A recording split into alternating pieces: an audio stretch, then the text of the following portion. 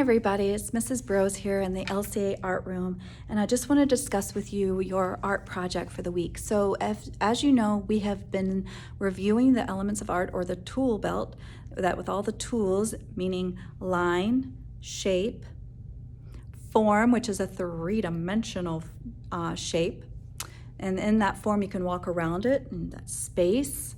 Okay. And then the lights to dark, that makes something go from two-dimensional to three-dimensional, is called value.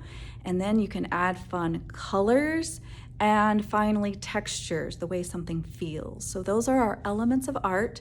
And today we have been looking strictly at line. We did a line design sheet last time where we were very careful with how we were drawing our lines. How close together are they? Are we overlapping? Are we stopping them at the right place? Really focusing on our eye-hand coordination. The more we improve that, the more we can get what's inside of our head onto the paper. That's why so many of us struggle getting what we see in our heads on the papers, because our eyes don't know how to draw what we see. Like, our brains see it, but we don't know how to get our hand to make it do what we want it to do. So we're going to keep practicing on that eye-hand coordination. But for this week, we're going to be looking strictly at how line has emotional qualities. So I'm going to ask you a question. What emotions are you wanting the viewer to feel from your artwork that you're going to create this week? And how does working with other people, which you'll get to in just a second, expand that creative process? So I want you to think about those two questions. So your journal entry for that I want you to work through this week is having someone at home draw a doodle, and I'll show you that example in a second, on your paper. And it can't be an image, it has to just be a line. So it could be a organic line or an abstract line. It can be a geometric, like zigzag or like harsh line, or it can be a mixture of the two. And I want you to then take those doodles each day that someone else does on your paper, and I want you to turn it into an image. Okay, so this is your imagination at work. I want you to work on creating some kind of visual image from that doodle. It's a fun process. So each day I want you to do that journal entry. So that's a collaborative work. Someone else is drawing a doodle on your paper, and then you are having to turn it into an image. And I want you to answer that question: how does this collaboration expand that creative process for you? And the other one is, what emotions are you wanting the viewer to feel from your artwork? So this week's artwork is all about emotional quality of line. So can line represent emotions? Can it represent sounds or either other concepts? And what are the two types of line again? Remember, they are straight or curved. And if you have any other line other than straight or curved, it's just a mixture of the two, like zigzag, curly. Whatever line you can come up with is just a mixture of those two lines. And does color help to express abstract concepts? Okay, that's another question we're going to think about. All right, so I'm going to turn my camera and I'm going to keep talking. So give me just. So I'm going to give you these worksheets on your email so you can look at them. But here is a fun example of how lines can elicit an emotion or a feeling.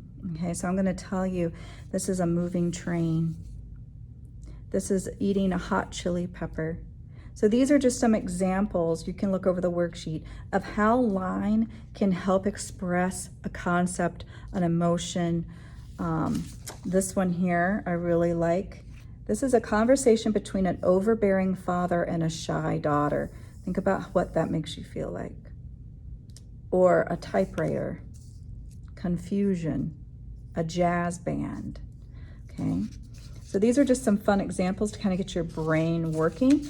And here's what you get to do. You're going to practice on this worksheet, filling in each one of these squares. This one is a sound of an approaching train, a taste of a hot pepper, a smell of fresh baked apple pie, the feeling of loneliness, the feeling of lambskin, soft, fluffy, an alarm clock going off at 5:30 a.m. How rude. That's what time mine goes off every morning.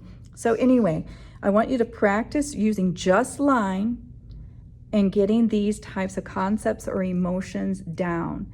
Then once you have mastered these, I want you to get a plain piece of paper. It could be this size or whatever you have at home. And I want you to draw either one of these or a new emotion. Maybe you can get some friends from home to give you some emotions that maybe aren't on here or that you didn't think of. And I want you to give me a finished piece, and I want you to include color.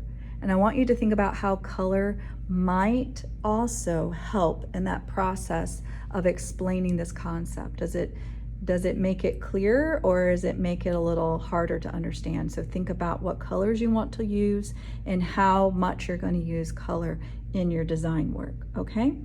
So if you have any questions or concerns, you can email me, or you can use my office hours Tuesdays and Thursdays from 2:30 to 3 o'clock. You can give me a shout, and I can either give you a phone call, or we can talk on a Zoom meeting, or we can email each other back and forth. But I hope you guys have a great week and enjoy this fun activity. Take care. Okay, so like I told you, I would show you what I mean by the journal entries. So let's say someone came up and doodled on my paper, and maybe they did something like this, okay? My job is to take this doodle and create an image with it. So I would look at it, can turn it at a few different angles. You can kind of think, well, what do I see here? What is this look like to me? And it's more fun when someone else doodles it, not yourself. So I kind of see like right here, I don't know why, but I see like something, I don't know, it kind of reminds me of like a reptile head, I don't know.